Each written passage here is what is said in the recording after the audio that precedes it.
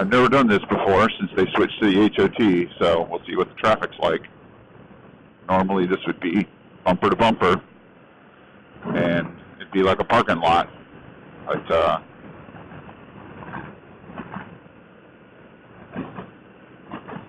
doesn't look like a parking lot to me right now.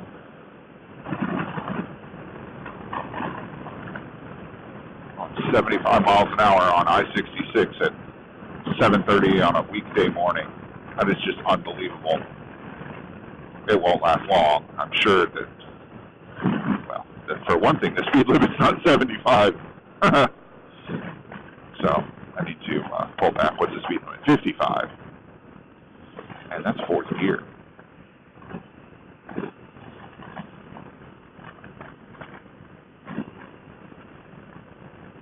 Oh, good thing I slowed down. There's a state trooper.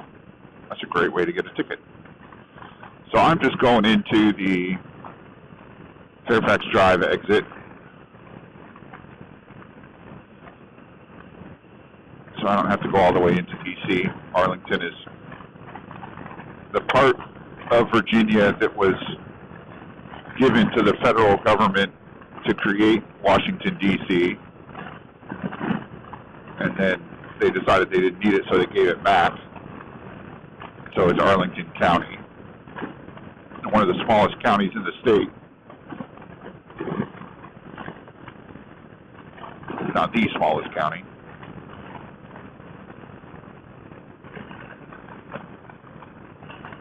And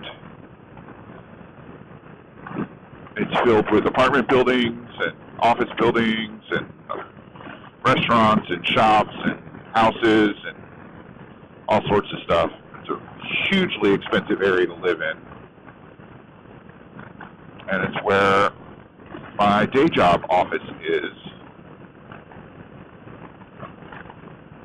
Normally I work from home because I live over 100 miles away. But I go into the office every couple of weeks. Wow, that's a nice car.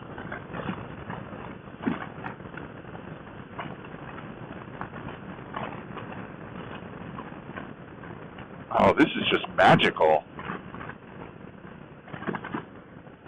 It might cost these people a shitload of money to do this, but man, it's worth it. I would do this in a car, that's for sure.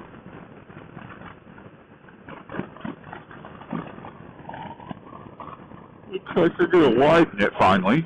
That'll be nice, unless they're building another metro track. I doubt that. Oh, here we go. Brake lights all the way. Maybe we're just slowing down. Maybe there's just debris in the road or something. This interchange up here with Westmoreland Boulevard has always been kind of a nightmare.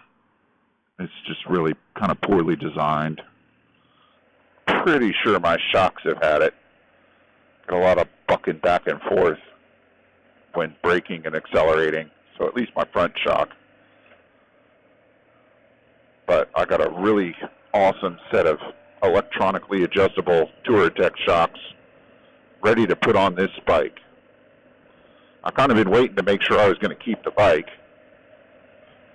I got the shocks a while ago. That's a guy on an Indian Roadmaster.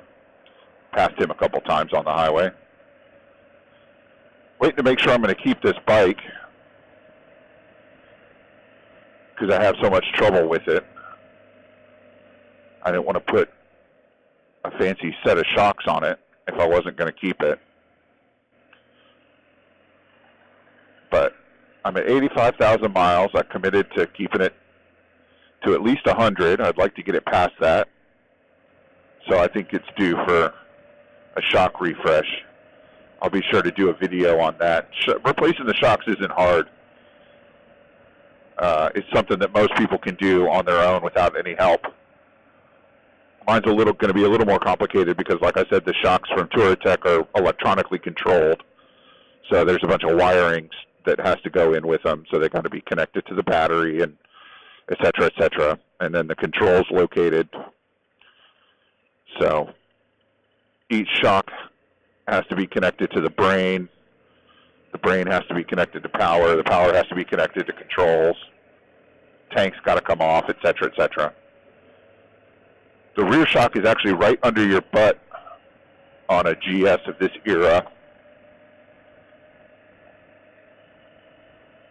So you do have to take the seat off.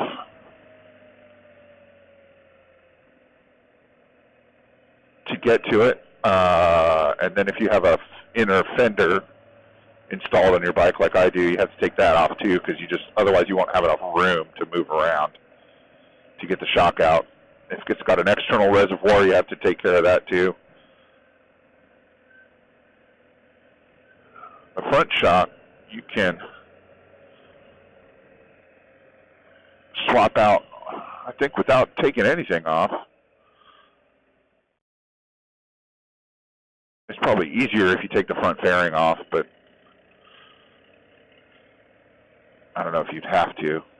Taking the tank off would make the whole thing easier, so we'll take the tank off when we do that. We'll let this guy in. He's in a BMW. Little brand loyalty there. Come on over, buddy. Now, I don't know about you, but if I was in a car and I had to pay $18 in tolls to go 25 miles an hour on a freeway, I'd be kind of salty about it. I don't mind on a motorcycle. I'm free. What do I care? I'll be there soon enough. Why you want to die?